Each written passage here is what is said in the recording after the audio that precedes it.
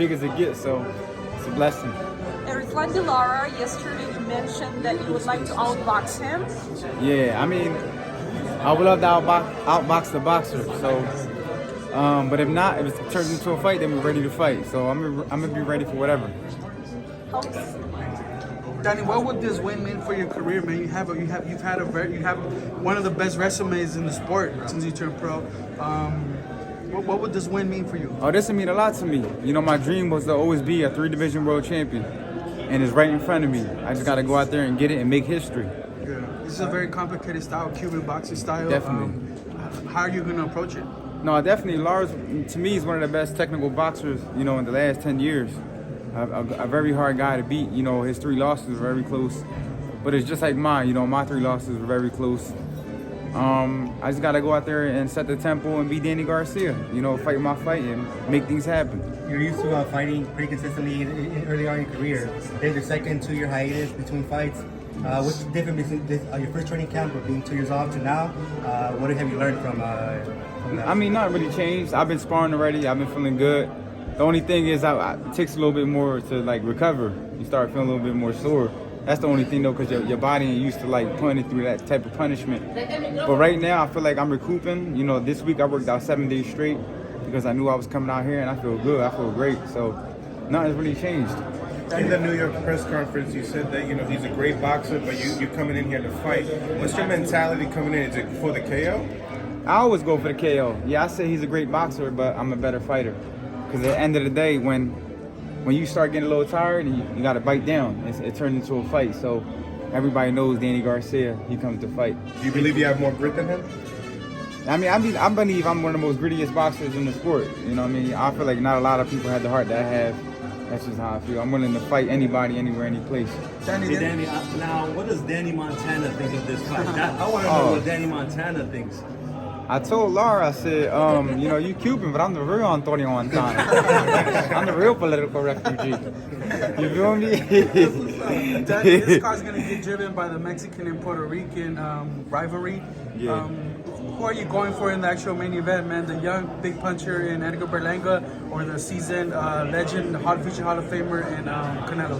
To be honest, man, I'm just happy to fight against Danny Garcia. But as far as the main event, you know, I'm happy for Berlanga. Like I said, that's someone I could call my friend. You know, he's been in my house.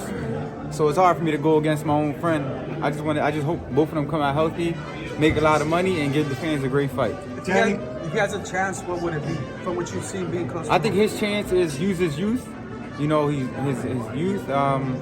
He's strong, and just try to be patient. Like Jamie Munguia was a little bit too aggressive, and I feel like it worked against him. Take your time.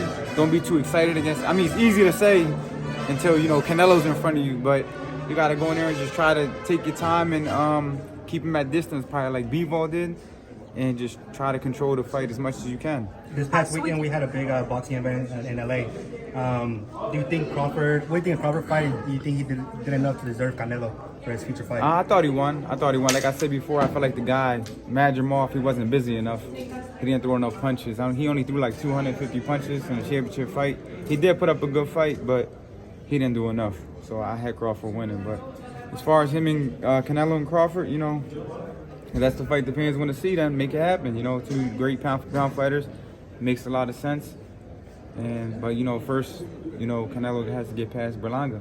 How do you think your Philly guy Boots would do against Crawford if he moves up to 54 and they met at 54? How do you think that? I mean, that's the fight the fans really want to see. That makes more sense. They're more the same size. I would love to see that fight. You know, Boots is a young, hungry fighter from Philadelphia, and he got so much to prove. And he just wants to fight the best. He wants to get in the ring with the best. He don't care who it is, where it is. So, you know, I would love to see that fight too. Do you think he could pull it off? Then he could beat Crawford. Yeah, I mean, he has the tools and the skills to me to beat anybody. You know, he's hungry. He works hard. You know, he's a gym rat. He loves boxing. And I mean, I see him grow up. His father, I used to go to his father's gym when I was a kid. Bozeman used to go spar. And I remember he's always pointing at his son, look, he's going to be the special one. So definitely he's going to be ready for the moment when the time comes. You know, I don't think... Never. We got like an age gap. Right now, like, we get work, but never. There's always been like a mutual respect. You know, a lot of that was said prior to Crawford actually getting the opportunity to step in the ring with Spence, is that he didn't really bring anything to the table. That's kind of what Crawford is sticking to when it comes to Ennis. Just from your perspective, do you think Crawford has the right to say that now, being that the shoe's on the other foot? But overall, what do you think about him using that perspective to kind of defend himself from having to take an Ennis fight at this point? Boxing is, sometimes boxing can be real political. And that's just one of the things, like, as a fighter, it's tough. It's tough because you got the young guy who they want to see you fight, but then it's like you fought so many great champions, and it's like he's basically skipping all that, what you've done to get a shot at you. So it just depends what type of fighter you are. You know, you want to go for the legacy, you want to fight the young guy. It's up to Crawford. You know, the ball's in his court. So I really don't have too much to say about that because it's like, it's just political. Yeah. Danny, you and Crawford are like 1-1 in the amateurs. Yeah. Would you like to, get it on in the pros? I would love to. I would love to, but first I got to get past Lara. That's the tough fight ahead of me. And then it's crazy because, like 3 weeks ago, people weren't even talking about me. Now they're talking about Danny, Crawford, all this stuff. It feels good to be back, guys. It's like, Danny, what you got left? How do you feel? You look good. We know that you look good. We always see the $1 million smile. Right. What does Danny Garcia have left for the fight game? I got everything left. Y'all gonna see it September 14th. Gonna put it all on the line. I'm gonna be back like I never left. And I'm gonna put everything I got inside that ring, that square circle on September 14th. Danny, can you explain why you chose to go at 160? Because 154, all the big fights are there for you. Well, at the moment, after I beat Benavidez in 2022, I agreed to fight Lara for the middleweight title, but I guess the Showtime thing, remember Showtime stopped doing boxing, so I got caught up in that political thing. But the fight was already made. I just had to wait. And the fight got made. Because at that time, I think Charlo had all the belts, and he had like a fight coming up. So it was like, I couldn't fight for nobody at 154 So at it's just that like time. a one-stop going out 160, go back down to 154? I don't know. Let's just see what the future brings me. A couple more questions, guys. Who was Lara's best wins, in your opinion? Lara's best win? Best fights you liked? Canelo. I mean, he's been looking good lately. But as far as a good win, he got some good wins, like in Gulo. I remember that fight. But then he got some tough losses too. So, I mean, I don't know.